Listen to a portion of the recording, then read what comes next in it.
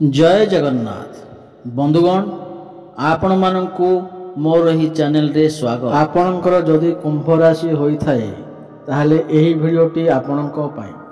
आपणको भाग्य रे कौन रही आपणकर शिक्षा स्वास्थ्य कैरियर वैवाहिक जीवन प्रेम बेपार वाणिज्य ए कौन सबु परिवर्तन हेबाकु जाउछि। तेबे बंधुगण दुख समस्या समस्तंक जीवन रे आसी थाए किंतु आपण एहार प्रतिकार भी करि परिबे। प्रभु जगन्नाथंको कृपारु एही दिनटी आपणको पई भलरे कटिबो। तेबे बंधुगण आपण जदि जगन्नाथंको सच्चा हृदय रे भक्ति एवं विश्वास करुथांती तेबे कमेंट बॉक्स रे जय जगन्नाथ अवश्य लिखि दियंतु।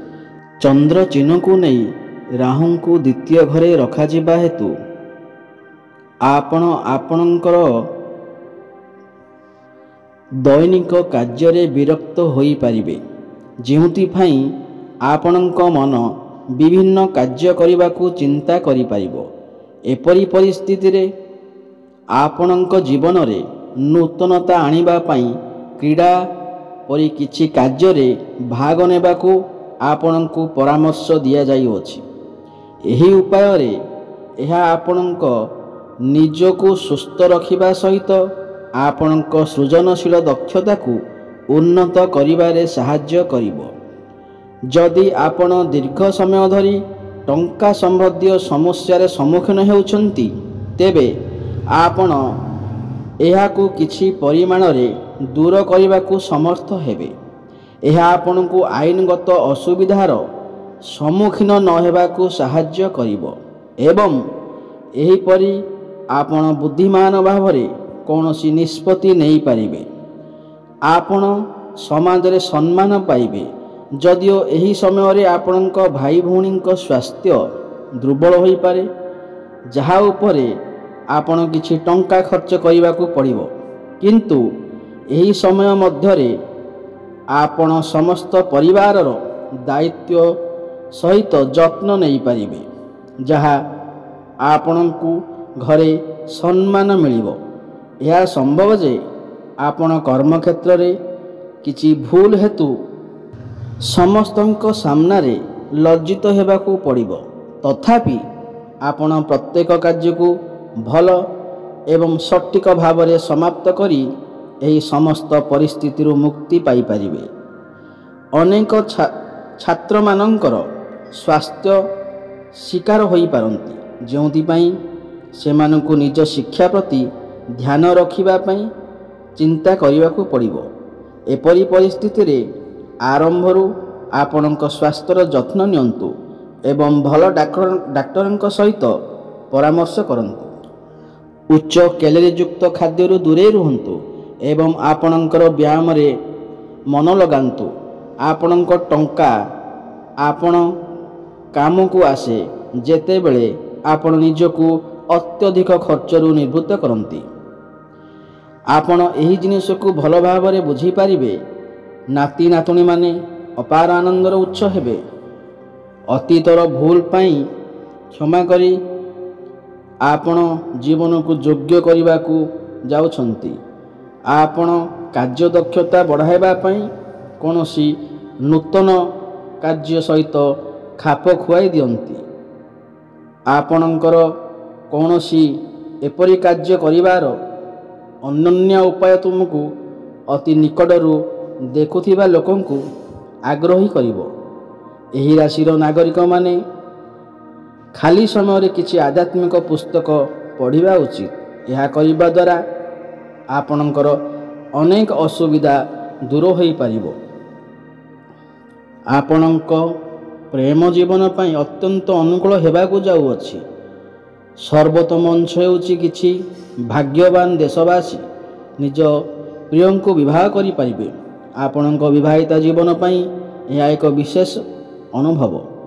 आपणक साथी को कहंतु सेमानंको केते आपण भल पाउंती, एथिपई आपण सेमानंको अन्यत्र खाइबाकू बाहर को भी नहीं पारंती, जोंठारे आपणक सेमानंक हृदय को सेमानंक निकट रे पहुंचाई पारंती। ଆପଣଙ୍କ ଖାଇବା ଏବଂ ପିଇବା ଅଭ୍ୟାସ ବିଷୟରେ ବିଶେଷ ଧ୍ୟାନ ଦେବାକୁ ପଡ଼ିବ।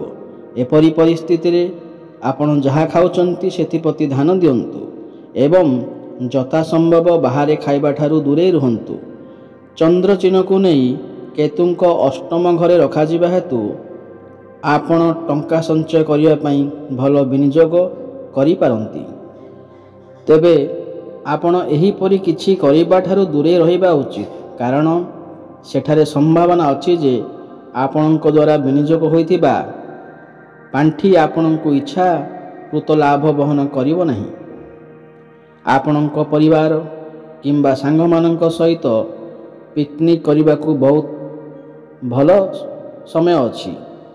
ଏହା କେବଳ ଆପଣଙ୍କ ମନକୁ ହାଲକା କରିବ ନାହିଁ, ବରଂ ଏହା ସେମାନଙ୍କ ସହିତ ଆପଣଙ୍କ ସମ୍ପର୍କକୁ ଆହୁରି ଉନ୍ନତ କରିବାକୁ ମଧ୍ୟ ସକ୍ଷମ କରିବ।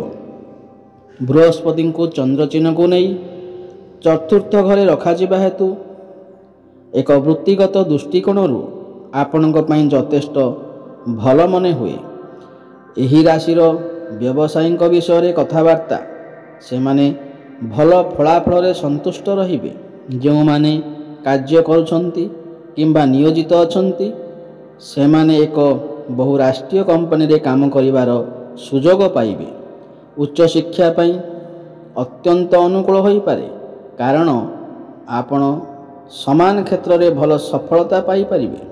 ଆହୁରି ମଧ୍ୟ ଶୁଭ ଗ୍ରହଗୁଡ଼ିଙ୍କର ଗତିବିଧି ଆପଣଙ୍କୁ ଆପଣଙ୍କ ପରିବାର ସଦସ୍ୟ ସମ୍ପର୍କୀୟ ବନ୍ଧୁମାନଙ୍କ ସହିତ ସମ୍ପର୍କକୁ ଉନ୍ନତ କରିବାକୁ ଅନୁଗ୍ରହ କରିବାକୁ ଯାଉଅଛି।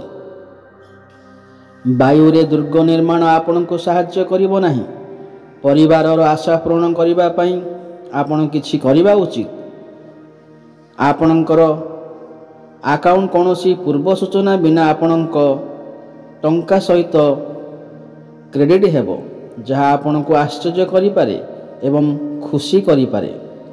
ଆପଣଙ୍କ ସାଥୀଙ୍କ ସ୍ୱାସ୍ଥ୍ୟ ଚାପ ଏବଂ ଚିନ୍ତାର କାରଣ ହୋଇପାରେ, କାରଣ ଆପଣ ଆପଣଙ୍କ ପ୍ରେମ ସାଥୀର ଏକ ନୂତନ ଚମତ୍କାର ଦିଗ ଦେଖିବାକୁ ପାଇବେ।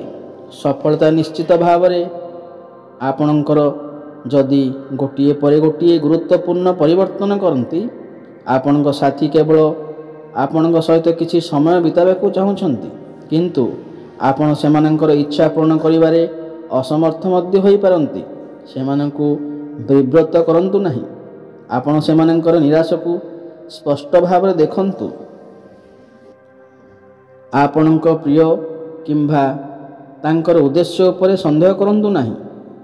ଆପଣ ଦୁହେଁ ଏହାକୁ ବହୁତ ଭଲ ଭାବରେ ବୁଝାମଣା କରନ୍ତୁ। ଆତ୍ମବିଶ୍ୱାସ ଏବଂ ବିଶ୍ୱାସ ସହିତ ଏହି ସମ୍ପର୍କ ସୁନ୍ଦର ଭାବରେ ବୃଦ୍ଧି ପାଇପାରେ। ତେଣୁ ପରସ୍ପରକୁ ଅଧିକ ଶକ୍ତି ଦେବା ପରିବର୍ତ୍ତେ ଉଭୟଙ୍କୁ ପାରସ୍ପରିକ ବୁଝାମଣା ଦ୍ୱାରା ଆପଣ ସମ୍ପର୍କକୁ ମଜବୁତ କରିବାକୁ ଚେଷ୍ଟା କରିବାକୁ ପଡ଼ିବ। ଅନେକ ସନ୍ଧ୍ୟା ପତି ପତ୍ନୀଙ୍କ ସହିତ ଅତିବାହିତ କରନ୍ତୁ। ଫଳସ୍ୱରୂପ ପ୍ରକୃତରେ କିଛି ବିଶେଷ ଘଟିବ, କାରଣ ଏହି ସମୟ ମଧ୍ୟରେ ଆପଣ କେବଳ ପରସ୍ପରର ଜୀବନରେ ହଜିଯାଇଥିବା ଦେଖିଯାଇପାରିବେ, ବରଂ ଆପଣଙ୍କ ଭବିଷ୍ୟତକୁ ସୁଦୃଢ଼ କରିବା ପାଇଁ ଆପଣ ଏକ ବଡ଼ ନିଷ୍ପତ୍ତି ମଧ୍ୟ ନେଇପାରନ୍ତି। ଆପଣ ପ୍ରଚୁର ଶକ୍ତି ଏବଂ କାର୍ଯ୍ୟଚାପ ଆପଣଙ୍କୁ ବିରକ୍ତ କରୁଥିବା ପରି ମନେ ହୁଏ। ଯେହେତୁ ଆପଣ ଅତୀତରେ ବହୁତ ଖର୍ଚ୍ଚ କରିଛନ୍ତି, ଆପଣଙ୍କୁ ବର୍ତ୍ତମାନର ପରିମାଣର ସାମ୍ନା କରିବାକୁ ପଡ଼ିପାରେ। ଫଳସ୍ୱରୂପ ଆପଣ ଟଙ୍କାର ଅତ୍ୟଧିକ ଆବଶ୍ୟକତା ପାଇବା କିନ୍ତୁ କୌଣସି ସୁଫଳ ମିଳିବ ନାହିଁ। ଆପଣଙ୍କର ସାହାଯ୍ୟ ଆବଶ୍ୟକ କରୁଥିବା ବନ୍ଧୁମାନଙ୍କୁ ପରିଦର୍ଶନ କରନ୍ତୁ। ତୃତୀୟ ବ୍ୟକ୍ତିର ହସ୍ତକ୍ଷେପ ଆପଣ ଏବଂ ଆପଣଙ୍କ ପ୍ରିୟଙ୍କ ମଧ୍ୟରେ କଳହ ସୃଷ୍ଟି କରିବ। ଆପଣ ସହଭାଗୀମାନଙ୍କୁ ଗ୍ରହଣ କରନ୍ତୁ ନାହିଁ। ବ୍ୟସ୍ତ ଦେଶବାସୀ ଶେଷରେ ଦୀର୍ଘ ସମୟ ପରେ ଏକାକୀ କିଛି ସମୟ ବିତାଇବାକୁ ସକ୍ଷମ ହେବେ, କିନ୍ତୁ ଏକ ଘରୋଇ କାର୍ଯ୍ୟ ଏହାର ଅଧିକାଂଶ ଅଂଶ ଖାଇପାରେ। ଆପଣ ଅତୀତର ରହସ୍ୟ ଜାଣିବାରେ ଆପଣ ଜୀବନସାଥୀ ଟିକେ ଆଘାତ ପାଇପାରନ୍ତି। ଯଦି ଏହି ଭିଡ଼ିଓଟି ଆପଣଙ୍କୁ ଭଲ ଲାଗିଥାଏ ତେବେ ଭିଡ଼ିଓଟିକୁ ଗୋଟିଏ ଲାଇକ୍ କରନ୍ତୁ ଏବଂ ଯଦି ଆପଣ ଏହି ଚ୍ୟାନେଲକୁ ନୂଆ ଆସିଛନ୍ତି ତାହେଲେ ଚ୍ୟାନେଲଟିକୁ ସବସ୍କ୍ରାଇବ୍ କରିନିଅନ୍ତୁ ଏବଂ ପାଖରେ ଥିବା ବେଲ୍ ଆଇକନ୍କୁ ପ୍ରେସ୍ କରିଦିଅନ୍ତୁ। ତେବେ ଦର୍ଶକ ବନ୍ଧୁ, ପୁଣି ଦେଖା ହେବ ଆଗାମୀ ଭିଡ଼ିଓରେ। ଜୟ ଜଗନ୍ନାଥ।